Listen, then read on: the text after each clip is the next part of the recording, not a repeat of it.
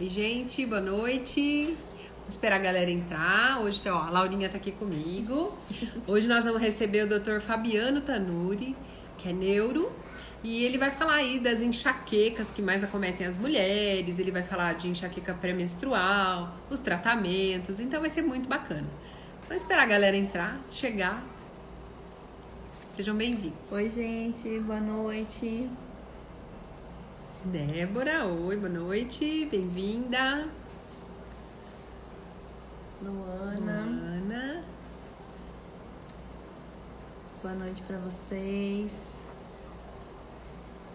Um prazer ter todo mundo aqui com a gente. Obrigada pela oportunidade de vocês, da gente, né, estar conversando com vocês num sábado à noite. É verdade.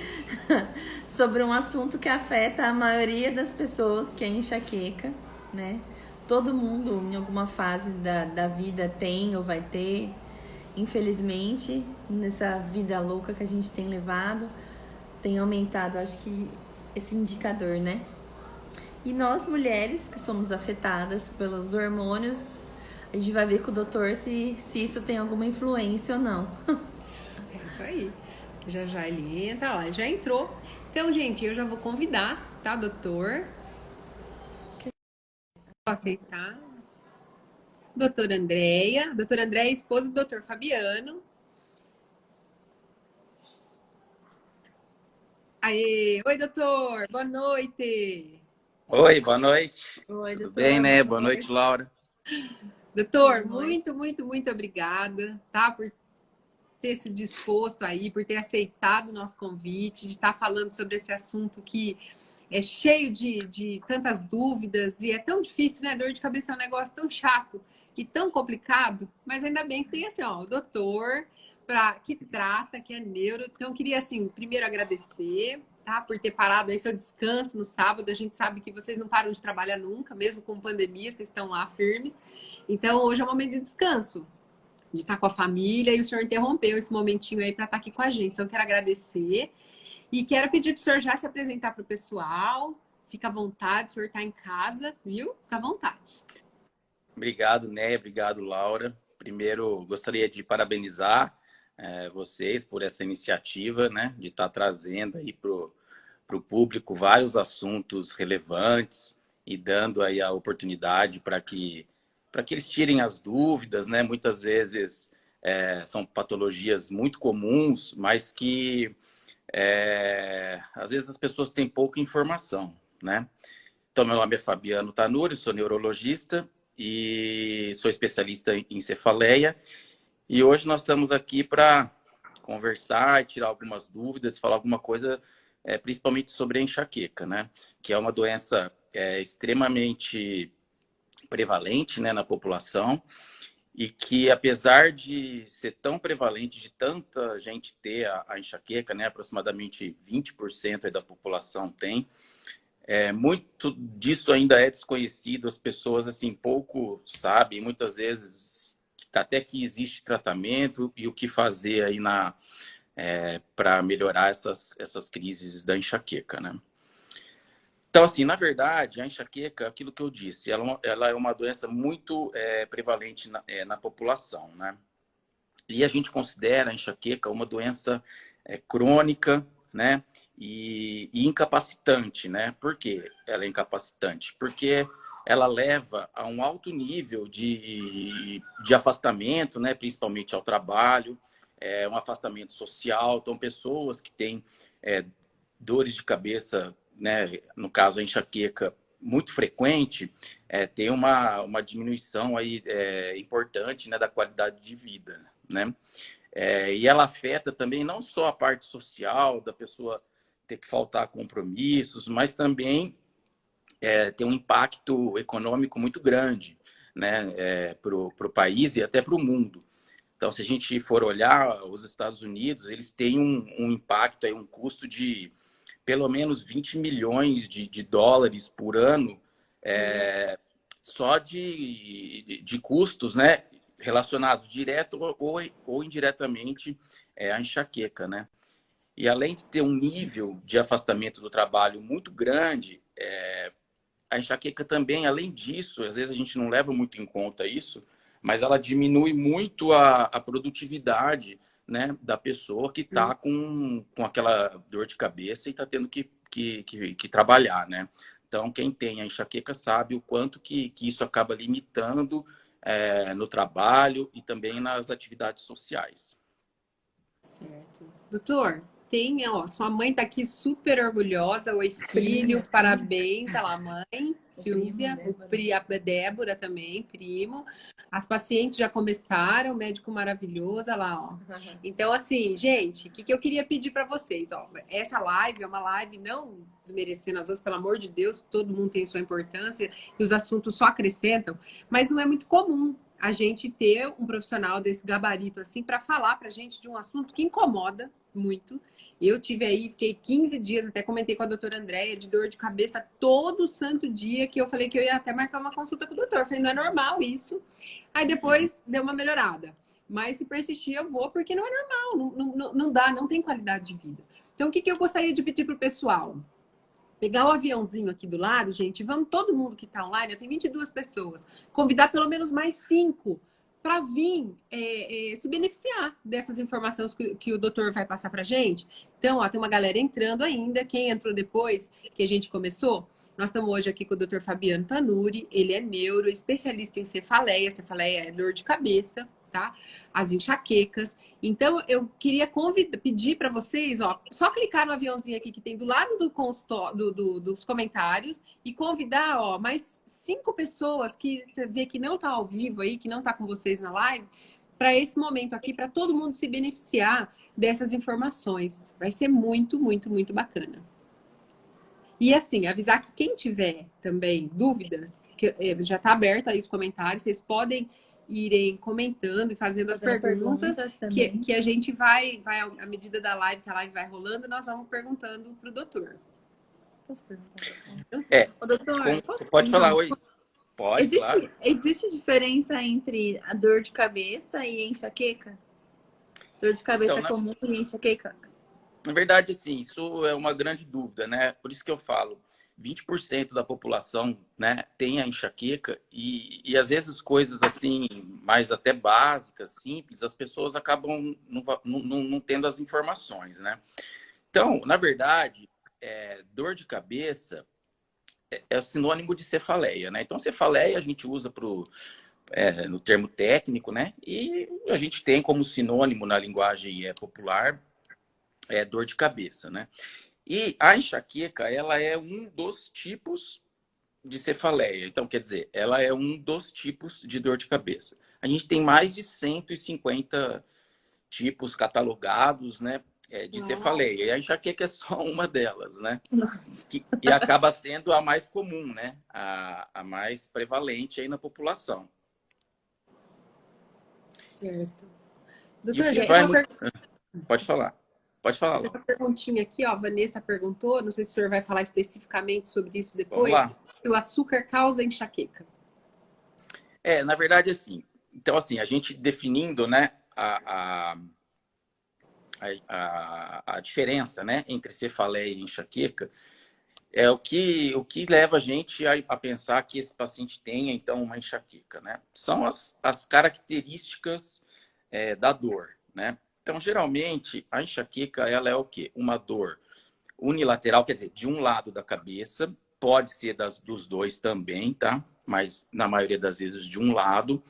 Ela tem um caráter pulsátil, né? Ou latejante. Então, a pessoa se refere que parece que tem um coração batendo dentro da cabeça, né? O paciente acaba tendo uma sensibilidade maior à luz, né, ao barulho, a cheiro, né, associado à dor de cabeça. Também a gente observa a presença, muitas vezes, de náuseas, né, e vômitos. Então, essas são as características básicas. É claro que tem muito mais coisa, mas só para vocês entenderem, essa é a característica básica da enxaqueca, né? Se a gente pegar outras cefaleias, podem ter uma ou outra característica dessas, mas acaba que tem também outros sintomas que não se encaixam na enxaqueca. Então, a gente acaba tendo que diferenciar qual cefaleia, qual dor de cabeça o paciente tem, realmente pelos sintomas, pela história clínica, né, do paciente, tá? Aí a gente parte para o lado dos tipos, né, da enxaqueca. Então, a gente vai ter aí a enxaqueca com aura, que a gente chama, e a enxaqueca sem aura, tá? Então, a enxaqueca sem aura é aquela dor que o paciente vem, não refere nada, realmente sente aquele pulsar a cabeça, dor forte, tudo, como eu expliquei agora, com esses fenômenos, com esses fatores aí acompanhantes. E a enxaqueca com aura, ela diferencia da enxaqueca sem aura por conta de alguns sintomas e às vezes sinais que precedem, podem aparecer junto com a crise ou até suceder, mas na imensa maioria das vezes elas precedem a crise, né? Então o paciente sabe que vai ter a dor. Então como que é? Ele começa a ver alguns pontinhos, né, luminosos, como se fosse aqueles flashes ou zigue-zagues, ou comprometimento do campo visual. E posteriormente a isso, o paciente inicia com a dor de cabeça. Então esses sintomas são sintomas o quê? São manifestações de determinadas áreas do cérebro, né? Sensitivos, às vezes o paciente sente uma dormência no braço, na boca, na língua. O paciente pode ter sintomas motores, então às vezes chega a ficar até com diminuição de força, às vezes no braço, articulação da fala. Então tudo isso pode muitas vezes preceder uma crise de enxaqueca, que é o que a gente chama de aura. Então a gente passa a ter então as enxaquecas com aura e as enxaquecas mais comuns, né? Que são as enxaquecas sem aura, tá? Aí, a gente estabelecendo isso, né? A gente vai pensar, mas quais são as principais... Às vezes o paciente vem no consultório e fala assim, doutor, qual que é a causa da minha dor de cabeça? Né? Eu tenho dor de cabeça porque meu fígado não funciona direito. A gente ouve, né? E a gente sabe que isso não existe, né? Na verdade, o fígado, ele acaba levando a culpa de muita coisa, né? Na verdade, o que acontece é que por causa da dor de cabeça, a gente passa a ter sintomas, porque você tem uma hiperestimulação cerebral, uma hipersensibilização cerebral de várias áreas, e você tem lá a área responsável pelo vômito, pela náusea, por tudo isso, né? Então a pessoa acaba tendo esses sintomas e ela acaba confundindo, falando que é do fígado, porque acha que o fígado não funcionou direito tal, e teve a dor, né? Então isso não é a causa da enxaqueca. Na maioria das vezes ela tem essa dor que ela acha que é do fígado, por determinados alimentos, né, que ela come. Tem determinados alimentos que, depois que a pessoa ingere, ele vai ser metabolizado, e esses metabólitos, né, desse alimento acabam sendo fatores desencadeantes da dor, né?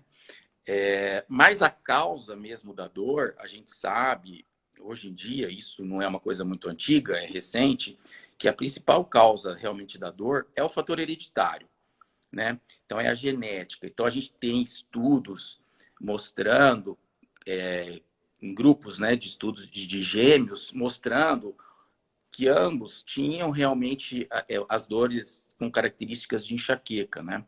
Existem também estudos genéticos mostrando já alterações em alguns cromossomos, que também mostram que o fator genético é importante. Nossa, é muito Travou? vasto, então. Nossa, doutor, então assim, só recapitulando. Voltou? Voltou. Existem, assim, muitos tipos de dores de cabeça, certo? Mas você falou mais de 150 catalogados, é isso? 100 catalogados. Mas existem dois tipos de enxaqueca, com áurea e sem áurea. Muitas pessoas Ô, Né, atribuem... não tô te ouvindo. Não tá ouvindo? E agora? Não tô te ouvindo. Melhorou? Não? Aí, melhorou. Pode Melhorou? repetir, por favor? Às vezes é a internet que dá uma travadinha. Melhorou. Sim. Só recapitulando. Tranquilo.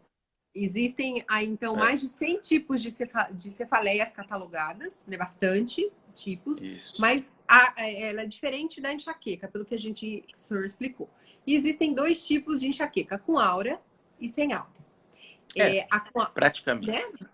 Basicamente isso. E que muitas pessoas se confundem e acham, e eu cresci ouvindo isso do meu pai, que o fígado realmente faz a nossa cabeça doer. Você quer ver no outro dia da ressaca, por exemplo. Porque acha do fígado. que o fígado comeu a empadinha, né? Foi a azeitona da empadinha, aquela história, e aí tá danado dor de cabeça.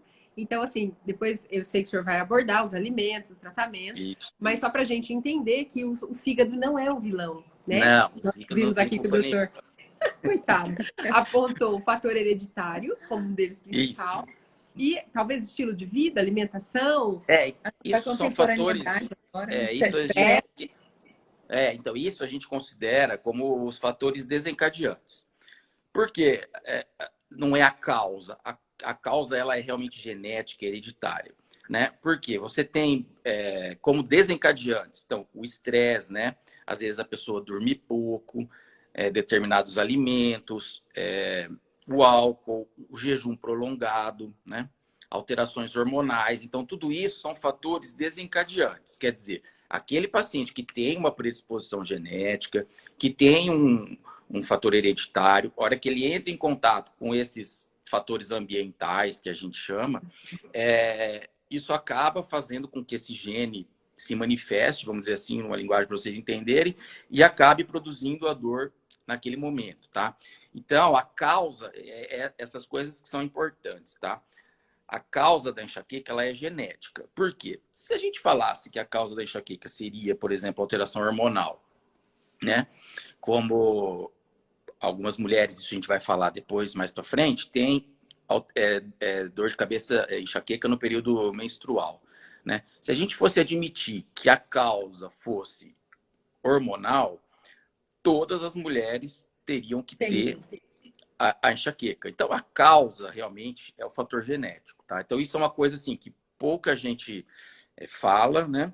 Mas é importante isso porque o que acontece? A gente explica para o paciente o quê? Que como a causa é genética, o paciente não tem... A enxaqueca ela não tem cura, tá? No sentido de falar o quê? Ó, eu vou te passar uma medicação, você vai tomar esse remédio e você nunca mais vai ter dor de cabeça. Então, isso não existe. Quem tem enxaqueca sabe que, de vez em quando, a pessoa vai ter a enxaqueca. Vai ter a dor de cabeça, a manifestação da doença. Então, quer dizer o quê? Que você não é que você vai dar cura é o quê? Você tomar um remédio e não ter mais aquilo. Não tem mais. Né? Isso é cura. Quando você é uma doença que vai e que volta, você tem um controle, você tem tratamentos onde você pode fazer, e também a gente vai abordar daqui a pouco, onde você consegue o controle das crises, das dores, mas a gente não tem a cura porque a causa ela é genética. Se a causa fosse, por exemplo, alimentar, a causa fosse alimentar, simplesmente tiraríamos aquele alimento do paciente e ele não teria mais dor de cabeça. E a gente sabe que isso não é verdade. Você, às vezes, o paciente às vezes suspende um medicamento que está sendo um fator desencadeante de algumas crises. Então, ele vai deixar de ter algumas crises. Mas não é só aquilo que dá dor de cabeça no paciente. Ele tem dor quando ele também não come alguma coisa que desencadeia, né? Então, a causa não é aquela. Aquele é um fator desencadeante que... Mas pode ser outros, né? Os alimentos, assim, é uma coisa muito variada também, né? Como a Vanessa citou, o açúcar, tem várias coisas. A gente pode pegar alguns alimentos que podem o quê? Desencadear a crise, né? Então a gente pega, por exemplo, o vinho. Tem muita gente que reclama que quando toma vinho, né, você tem a dor. Queijos às vezes fortes, aqueles queijos mais envelhecidos, né? Às vezes o paciente come, tem a dor de cabeça. O chocolate também é uma coisa comum, né? Mas cerveja, na verdade... doutor? É? Já perguntaram da cerveja. Da cerveja e do glúten. A cerveja também. O álcool, né? Na verdade, o álcool também é um fator desencadeante, né? Então, o que acontece? Você, quando faz uso desse alimento, ele vai ser metabolizado, e aí você tem ali tiramina, tanino, isso aí são todos os metabólitos depois que esses alimentos são processados e que o seu organismo vai absorver, né?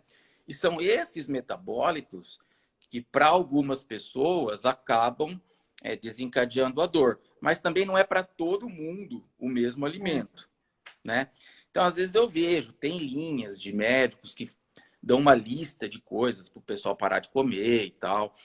Eu não sou favorável, tá? Eu sou contra isso porque eu acho que isso não vai resolver no sentido de impedir um tratamento, né? E, sei lá, se o paciente tem 30 dias de dor no mês, ele vai ter uns 20. Não acho que isso vai resolver muita coisa, tá? Então, assim, porque quando você entra com o tratamento, você vai trazer esse paciente para 2 crises no mês, a gente considera uma coisa boa, né? E aí, com o tratamento, muitas vezes o paciente fazendo o uso desses alimentos, que ele gosta, que dá prazer para ele não vai ter a dor de cabeça, né? É muito comum o paciente mesmo, quando percebe alguma coisa que dá dor de cabeça, evitar aquele alimento. Tudo bem, é uma coisa válida, né? Agora, cada um tem um alimento diferente, ou às vezes ninguém tem, né? Nenhum alimento que dê a dor. Mas os alimentos são muito variados. Então, eu chegar e falar para todo mundo parar de comer tudo, uma lista de coisas que dão dor de cabeça, que dão uma enxaqueca, né, nesse paciente, eu não gosto muito dessa linha, não. Eu prefiro tratar o paciente, deixar ele bem, com uma qualidade de vida boa, para tentar levar a vida mais próxima aí do normal, né? Muito legal. E essa coisa que o senhor falou em relação à parte laboral, né? Quantas empresas ficam, às vezes, com esse déficit de funcionários, às vezes, por conta dessas crises, né? Exato. E aí saber avaliar, né? O que está causando. Porque às vezes, é isso que o senhor falou, às vezes é genético, a pessoa tem. Mas às vezes ela muda o ambiente de trabalho, às vezes trabalha numa luz que desencadeia, ou com barulho que desencadeia, né? Então é importante. Os fatores ambientais, realmente, eles são importantes, né? Agora, e essa questão, né, ocupacional é uma questão também, assim, muito importante. A enxaqueca, ela é uma das campeãs, se não for a mais importante no sentido de dispensa do trabalho, né? Então, você vê, isso acaba, como eu falei no início, né? Isso acaba gerando um custo muito grande. Alguém paga a conta, né? Ou é a empresa, ou é o Estado, né? E tem estudos lá dos Estados Unidos que chegam a 20 milhões, né? Como eu falei, de dólares por ano de prejuízo relacionado direto ou indiretamente à enxaqueca. E a Europa chega a 27 milhões de euros por conta de dispensa e diminuição de produtividade, né, dos pacientes que têm enxaqueca, né? Então, realmente, isso é um fator que pouco é valorizado. A pessoa fica só tomando analgésico, e muitas vezes até a própria classe médica não sabe indicar, não sabe orientar a necessidade realmente desse paciente estar tratando, porque não consegue enxergar o impacto, né? Tanto na qualidade de vida desse paciente, quanto também na questão econômica, social. Tem até um estudo recente que eles definiram um novo termo, que chama-se cefalgiofobia. É a fobia, quer dizer, é o medo que o paciente que tem dores crônicas diárias, é o medo que esse paciente desenvolveu de ter uma dor de cabeça, de ter uma crise. Então, ele, por exemplo, tem um casamento, tem um evento social, esse paciente já entra em pânico com medo de ter a dor de cabeça e ter aquilo comprometido, né? Uma entrevista de emprego. Então, essas coisas já geram um estresse, que já é um desencadeante da crise. E ele já fica com medo, e isso está levando o paciente a se automedicar antes de ter a crise, o que é um absurdo, né? Então, é só o medo dele ter a dor de cabeça, a crise, ele já leva a tomar o analgésico para estar evitando essa dor, né? E isso acaba caindo em outros problemas aí bem mais sérios, né? Do que realmente a doença, né? E aí, assim, nós temos, assim, para a gente entender um pouco, né, essa frequência da dor e a necessidade do tratamento, né? Então, eu falo assim, tudo bem, eu tenho dor de cabeça, eu tenho enxaqueca, ela não tem cura, Mas e aí? Eu vou ter que conviver com isso a vida inteira? Eu vou ter que ter dor de cabeça a vida inteira? Eu vou ter que perder dia de trabalho? Como é que é? O que eu tenho que fazer, né? Então, para enxaqueca, a gente tem dois tipos de tratamento, né? Então, a gente tem o tratamento na fase aguda da dor, que é o quê? O analgésico. Tá em casa, teve uma dor de cabeça, tem um analgésico ali, vou tomar um analgésico para aliviar essa dor. Ou tá uma dor muito forte, precisei ir no hospital, eles vão lá, vão fazer um analgésico endovenoso, vai te tirar da crise. Então, isso é um tratamento, tá? É o tratamento agudo, que a gente chama. E a gente tem também o tratamento preventivo, ou o tratamento profilático, né? Que é onde você faz o tratamento visando o quê? Reduzir a frequência, a intensidade e a duração das crises, né? Então, o tratamento profilático é indicado para quem? A gente indica o tratamento profilático para aquelas pessoas que têm mais do que 2, 3 vezes enxaqueca por mês. Esses pacientes já têm a indicação de um tratamento profilático.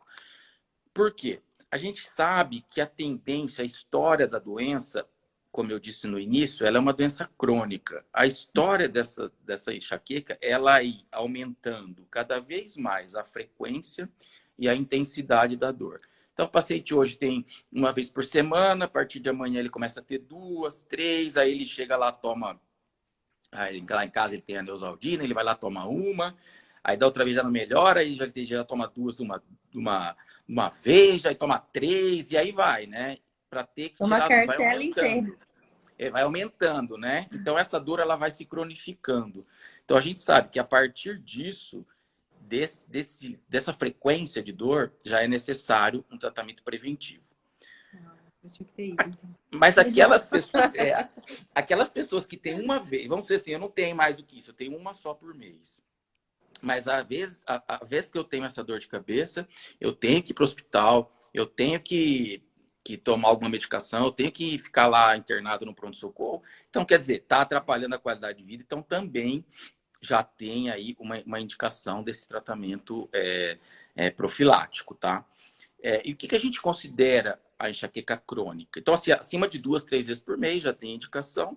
E a gente considera a enxaqueca crônica aquela dor de cabeça que o paciente tem mais do que 15 dias no mês por um período maior do que 3 meses. Tá? Então, esse já é uma enxaqueca crônica. Mas qual é a importância da gente diferenciar isso? Tá? Porque, assim, se ela for episódica, quer dizer, uma frequência menor, você pode definir um outro tipo de tratamento, né? Ela pode também precisar de um tratamento preventivo, mas às vezes a gente precisa usar algum outro tipo de medicação um pouco mais potente, mais intensa, para melhorar as cefaleias da enxaqueca crônica, tá? Então, essa diferenciação é importante também para a gente estar escolhendo, né, qual tipo de tratamento que a gente vai fazer para cada paciente.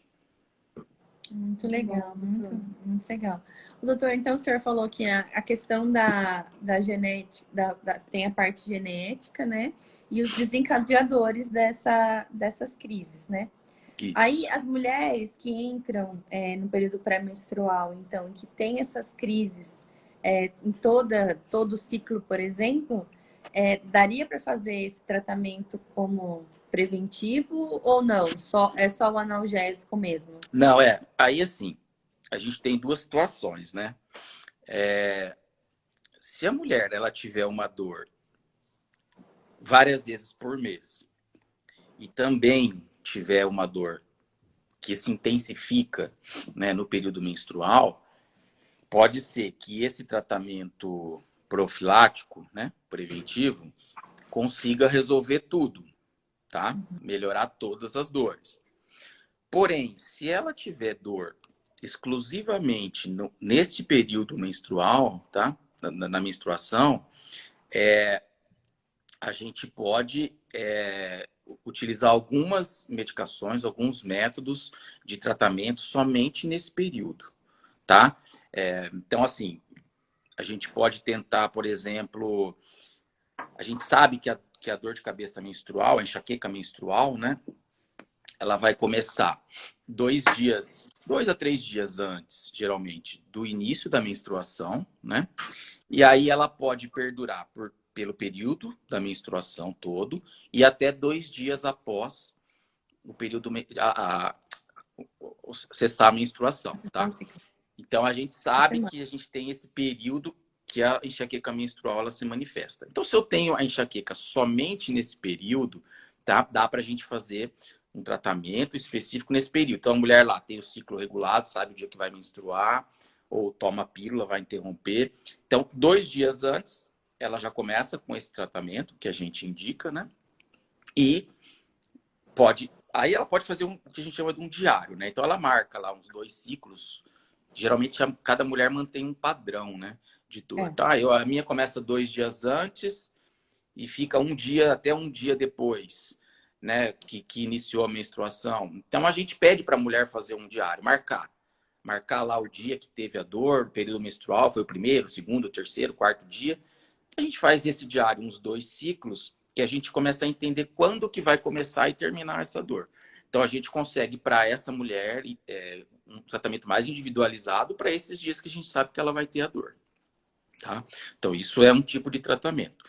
Em alguns casos, quando isso não resolve, a gente pode tentar também o tratamento com o próprio anticoncepcional, né? Então, a gente tentar fazer uns 2 ciclos, o paciente sem interromper o paciente que toma, né, o anticoncepcional, ficar sem interromper a pílula para ver se ela vai ter um benefício nisso, ou também existe algumas outras medicações, porque o que acontece? O que dá dor de cabeça nesse período, essa enxaqueca menstrual, é a oscilação, então, que vai estimular lá o fator genético, né? É a oscilação dos hormônios, né?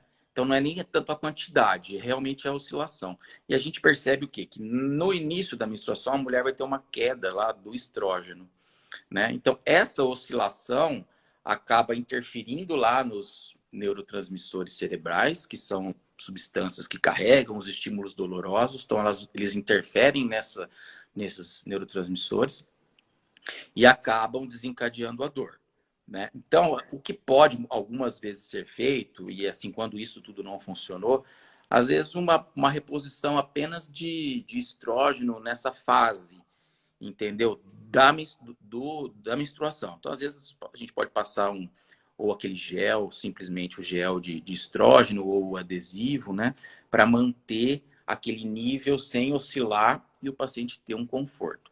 A gente, na verdade, prefere evitar, né, essas terapias hormonais e tentar com esse tratamento, fazendo esse diário e tentando com a medicação, né? Mas a gente sabe é importante saber que existem outras formas, que às vezes o paciente já tentou isso, fala, isso aí para mim não adianta, eu vou ter que ter isso o resto da vida, enquanto eu não parar de menstruar eu vou ter dor. E existe outras formas realmente da gente tentar driblar essa enxaqueca menstrual, né? Porque quem tem sabe, sofre, é terrível, larga. Até o seguidor colocou aqui, que tem dor de cabeça, que a enxaqueca larga a família toda doida. Eu queria fazer essa perguntinha aqui pro doutor, ó. Tem colocou um comentário aqui, não sei se o doutor conseguiu ler. Eu não estou conseguindo ver, por favor, se você puder me...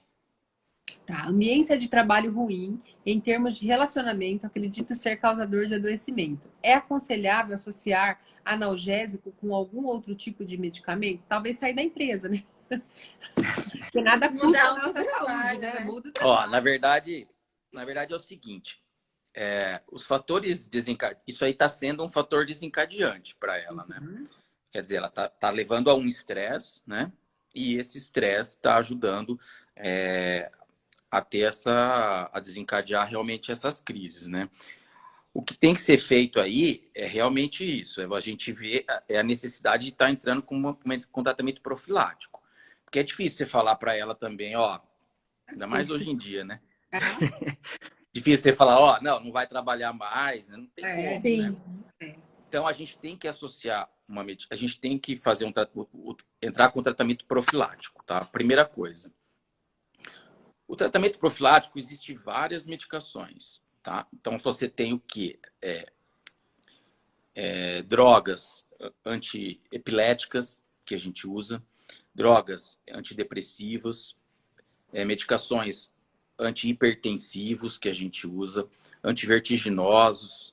Então, a gente empresta essas, vamos dizer assim, essas medicações dessas outras doenças em doses diferentes para tratar a enxaqueca. Ah, mas por quê? Então, é comum, às vezes, né, o médico não explicar para o paciente chega e fala assim, mas o doutor lá me passou um antidepressivo para eu tratar a dor, mas eu não tenho depressão, né? Uhum. Mas não é isso. O que acontece? Na crise de enxaqueca, a pessoa que tem a enxaqueca, ela tem alterações de neurotransmissores cerebrais. Então, neurotransmissores são substâncias que carregam qualquer estímulo cerebral, né? Entre os neurônios que vai passando, a gente chama essa substância de neurotransmissores. E esses neurotransmissores, aí você tem o exemplo, serotonina, noradrenalina, acetilcolina, né? Então, esses neurotransmissores que estão envolvidos na enxaqueca, na crise de enxaqueca, também estão envolvidos nessas outras patologias. Você entendeu? Então, por exemplo, você pega a serotonina, ela é um neurotransmissor que está envolvido tanto na enxaqueca, como também, por exemplo, na depressão, em diferentes áreas, em diferentes quantidades, mas você acaba usando essa medicação nesses neurotransmissores, porque a medicação age de uma forma sistêmica, né? Então, você pega lá um medicamento que inibe lá a recaptação da serotonina, que a gente chama, né?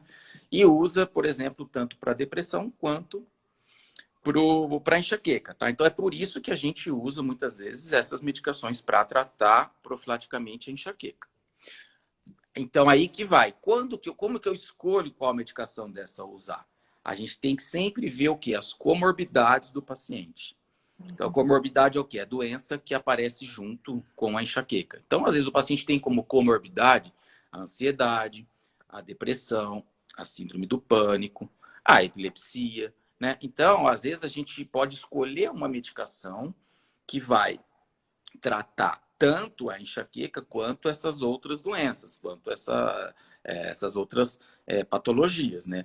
Porque a gente sabe que a ansiedade, ela é uma outra doença separada da enxaqueca, mas que ela interfere muito como um fator desencadeante da enxaqueca. Então, talvez essa paciente esteja passando, que fez a pergunta, né, esteja passando por algum problema no trabalho, né, alguma coisa que esteja mexendo com o emocional, né? E às vezes não é simples falar assim, ó, para de trabalhar e vai para sua casa que o estresse vai passar, né? Não. Então a gente acaba às vezes na escolha de uma medicação para tratamento da enxaqueca também fazer com que essa mesma medicação ajude também na questão da ansiedade, desse estresse que ela está passando, né? E aí ela vai conseguir, às vezes, suportar lá e ter a melhora da sua dor. Certo. Doutor, e do ponto de vista gestacional? Nós temos aqui muitas gestantes que acompanham a gente. Eu até comentei com o doutor antes que eu tive, assim, pelo menos 2 pacientes e uma amiga que elas referiam. Eu não vou nem te falar que é enxaqueca, mas elas falavam que todo dia tinha dor de cabeça e até o primeiro trimestre de gestação. E aí elas ficavam assim, muito desconfortadas porque não pode se tomar medicamento na gravidez, né? E como é que faz com uma mulher que está grávida, embora seja raro, mas que tenha essa queixa?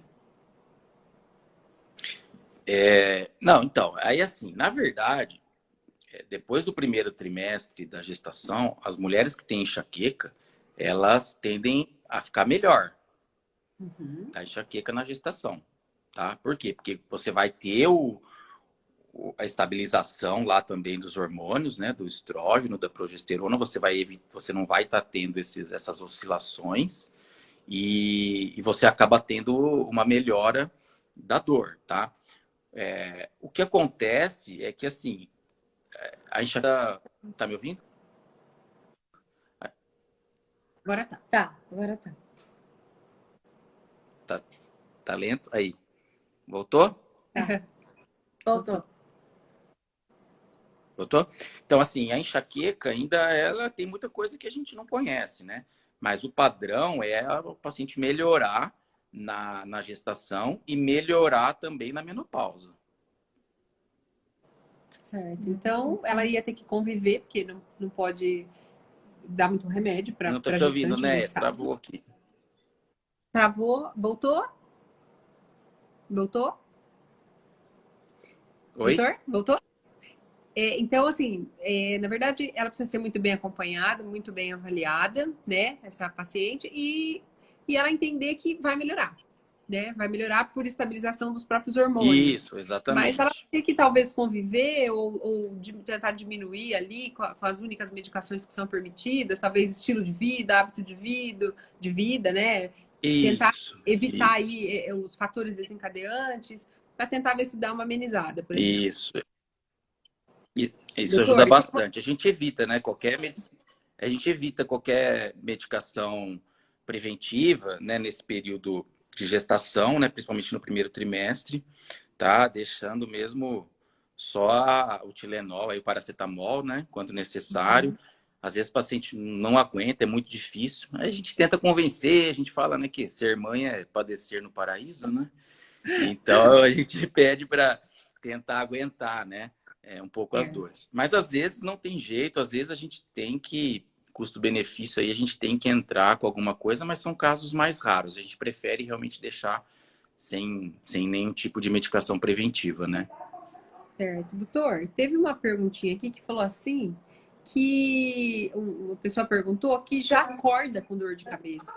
Isso é considerado uma enxaqueca? Isso não é? Depende de uma Uma avaliação? boa noite de sono, né? Na verdade, assim, não tem nada que fale se isso é enxaqueca ou não, né? Na verdade, o que você vai falar se é enxaqueca ou não é pelo tipo da dor, né?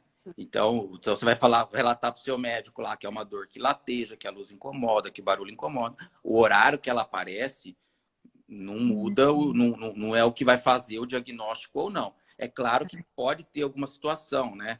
Que esteja fazendo ela acordar. Então, é muito comum, às vezes, o paciente acordar com dor de cabeça, paciente que tem bruxismo, né? Então, que aperta muito o dente à noite, então, às vezes, acorda com a dor. Mas existe paciente que tem dor de cabeça de manhã, madrugada. É claro que quando são situações, assim, mais raras, né? Mais diferentes. Às vezes o paciente acorda no meio da madrugada com uma dor de cabeça muito forte. São situações que não são comuns. A gente tem que fazer uma investigação, ver se não é um outro tipo de dor de cabeça, se não tem nada secundário levando essa dor, né? Aí precisa realmente fazer uma investigação. Mas não é o fato de acordar ou não com a dor que vai dizer se é enxaqueca ou não, né?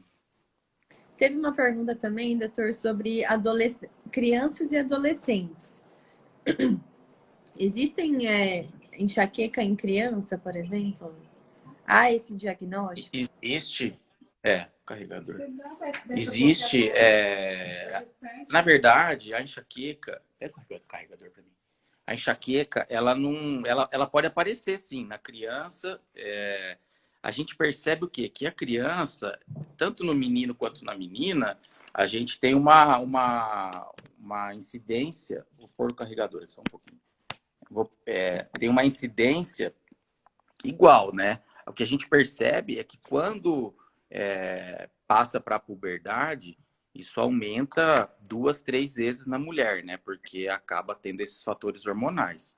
Mas criança tem sim, tem bastante criança com dor de cabeça. Olha, só dá certo, então, né? Porque tem hora que a gente não sabe se eles só estão nos copiando de falar, estou com dor de cabeça. Ou se realmente, então, se isso perdurar essa queixa, vale a pena investigar, né, doutor? Ixi, né? Travou de novo?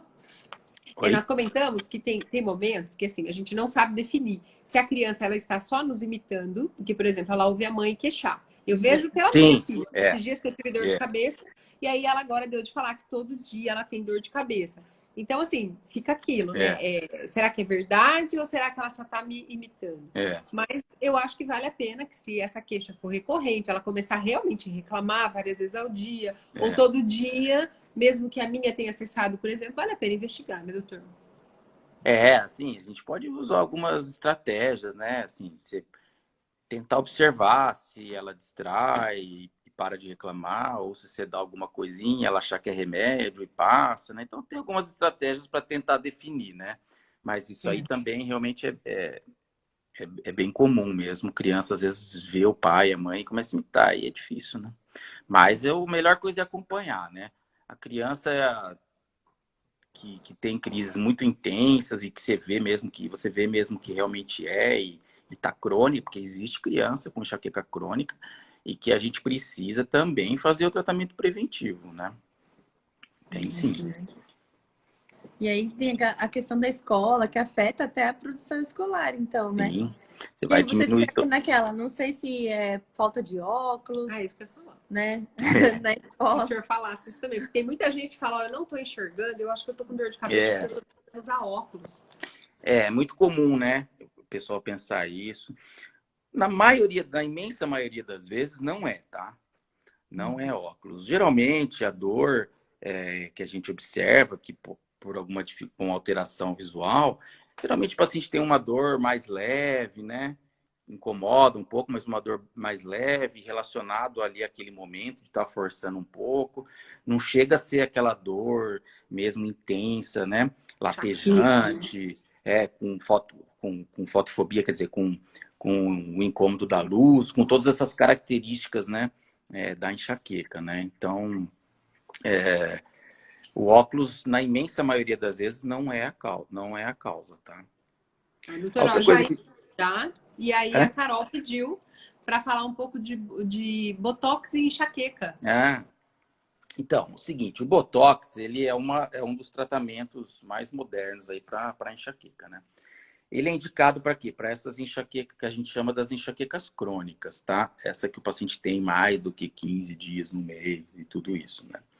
E como que é feito, né, o Botox? O Botox, ele é aplicado, né, em músculos, né, ao redor da cabeça, tá? E esse tratamento, ele é feito uma vez a cada 4, 6 meses, geralmente dura, a aplicação do Botox. E ele tem a vantagem, na verdade, de ser o quê? Da pessoa não precisar, muitas vezes, ficar tomando a medicação diariamente, né? Como um outro tratamento preventivo, com um antidepressivo, com um anticonvulsivante, alguma coisa assim. E também de evitar, muitas vezes, efeitos colaterais, né? Que essas medicações, às vezes, dão, né? Então, você tem medicações que podem trazer aumento de peso, você tem medicações que, às vezes, podem levar à sonolência, alteração, às vezes, da atenção. Então, às vezes, pode, né, dependendo da dose que você precisa usar, então tudo isso acaba trazendo. E o Botox já não tem também esses efeitos colaterais, né? Então é um medicamento bem seguro e com uma eficácia também muito boa, né?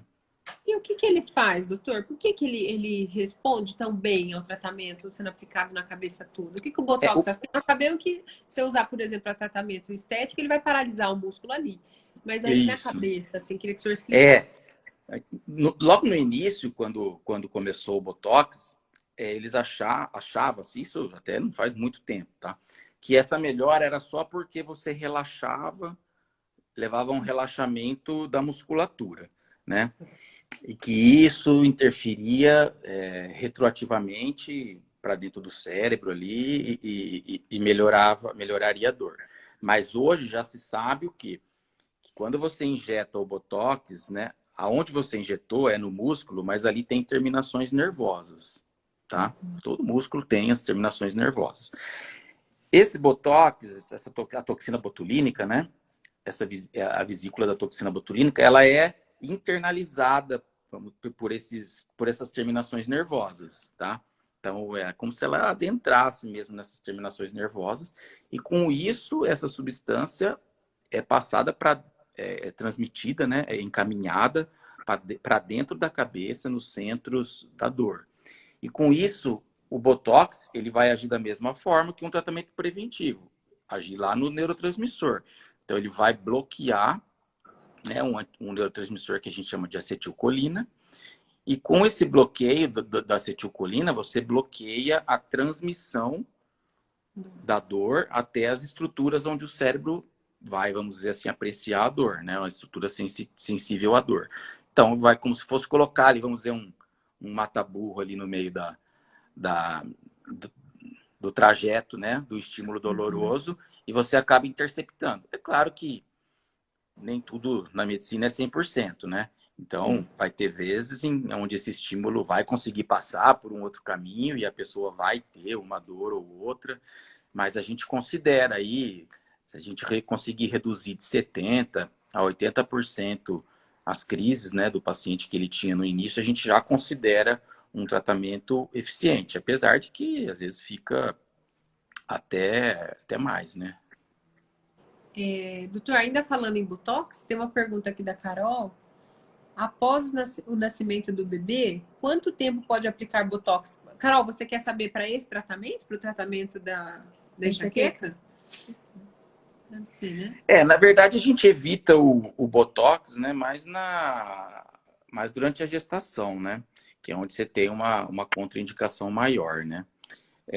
Em relação à amamentação, não tem nem muito na gestação, para te falar a verdade, tá? A gente evita, né? É preconizado a gente evitar, tá? Mas eu vi alguns estudos onde não teve problema, até em estudos em animais, né? Em ratos que estavam Doutor, prenhos. Oi. Pergunta você. Oi? A doutora, você vai falar da sua mãe? É que a contraindicação ele tá falando. Que é a gestação. Ah, tá. É só a gestação que é contraindicado. Então, doutor, tem alguma outra patologia que é contraindicado o uso do Botox? A gente evita também processos febris, né? Quando o paciente está num quadro infeccioso, tal, a gente acaba evitando, né? Mas ela é segura, assim, para se usar, tá? Eu estava falando, teve alguns estudos em animais onde você usou uma dose muito grande de Botox para conseguir observar alguma alteração no feto, tá? E seria uma dose, assim, inviável para se usar no ser humano. Mas a gente evita de usar e ser mãe realmente é padecer no paraíso. Aí minha mãe que sempre disse isso. Doutor, e a doutora Andréia está dizendo assim que ela sabe que o senhor usa com segurança um medicamento profilático na gestação, conforme a necessidade, que ele é um beta-bloqueador. Então, fala um pouquinho sobre isso com a gente. Nesses casos onde realmente a gente precisa usar alguma coisa, né? Que a gente pesa o custo-benefício, a gente acaba escolhendo por algumas medicações que têm menos problemas que a gente sabe, né? Então, por exemplo, o beta-bloqueador, né, um deles é o propranolol, a gente sabe que não tem um efeito teratogênico, assim, um efeito de malformação, né, no feto, nada, né? Então, a gente pode usar e o que poderia se esperar, assim, às vezes é uma diminuição do líquido, né? Mas isso pode ir seguindo também com o ultrassom e vendo, mas é dose muito baixa também que a gente usa, né? E quando não tem jeito mesmo, a gente usa. Mas eu prefiro fazer a paciente aguentar um pouquinho, se der. Certo, doutor. Doutor, daqui a pouquinho vai cair a live, então eu queria, assim, ó, fazer uma print nossa pra gente postar lá. Um sorriso.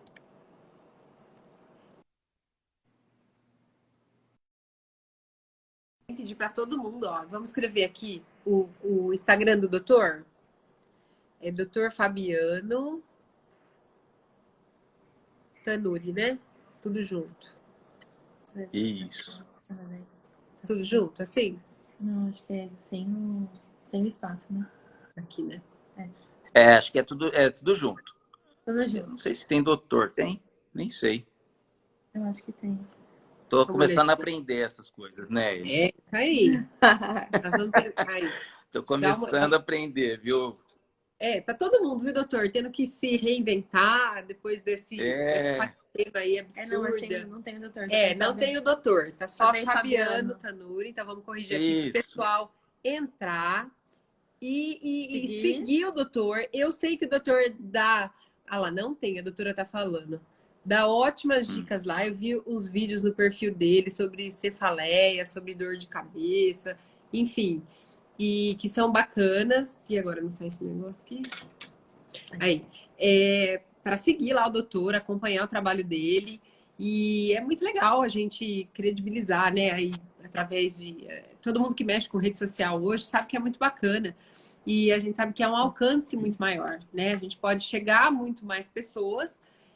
Dr. Francisco falou isso na live e assim, fiquei com isso. Ele fala, na consulta eu falo com uma, no máximo ela e o marido e um outro acompanhante. Quando a gente vai para a rede social, 35 pessoas. e passaram muito mais pela live. Tem em média passado aí 120, 130.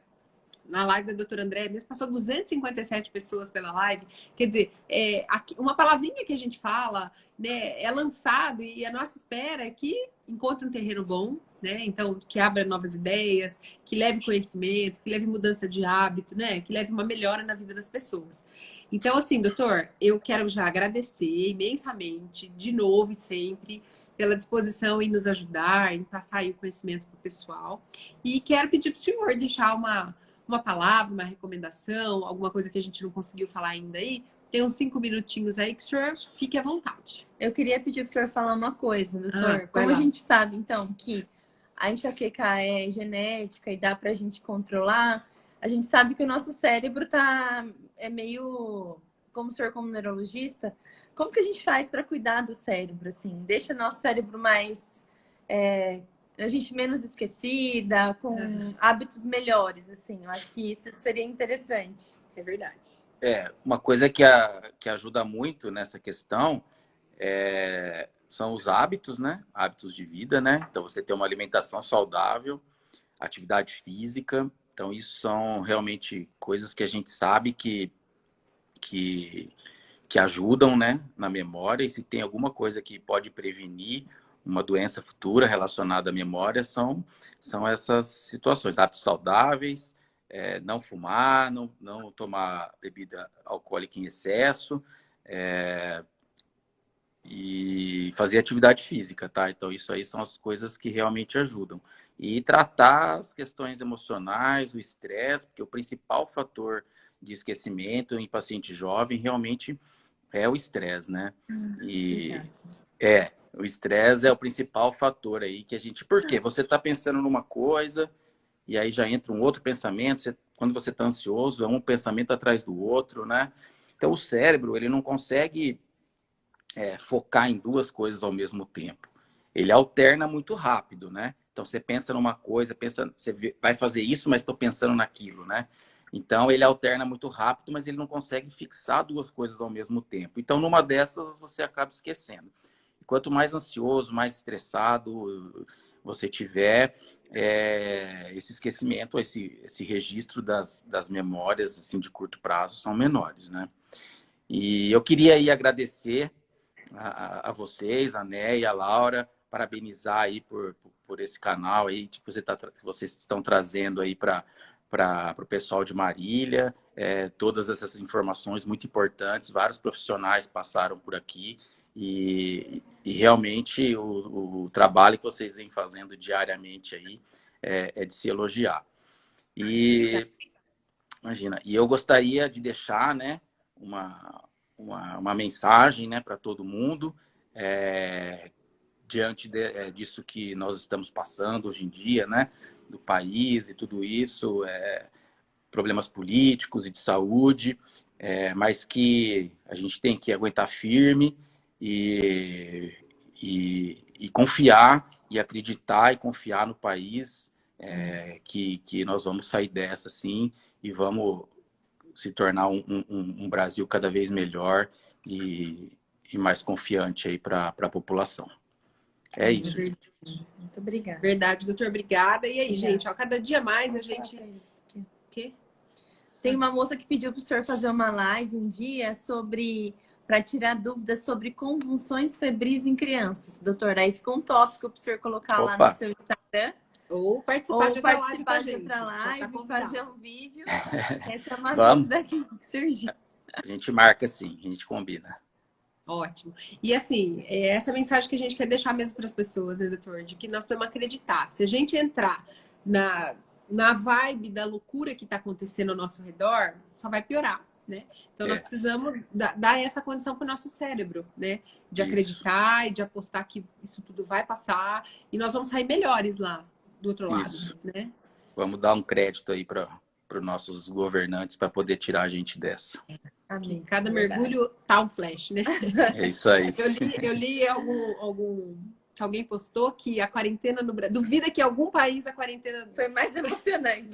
do que no nosso, porque é cada coisa, né? Não é só a quarentena, não é só esse problema. Além desse problema, outros problemas, né? Exato. Mas temos que crer. E, ó, vai cair a live. Então, assim, gente, quero agradecer a todo mundo que está aqui. De novo, doutora Andréia, porque sempre se estão abertos para trazer muita informação, muito conhecimento para todo mundo. E obrigada e ótimo final de semana para todo mundo. Amanhã a doutora Amanda com a gente para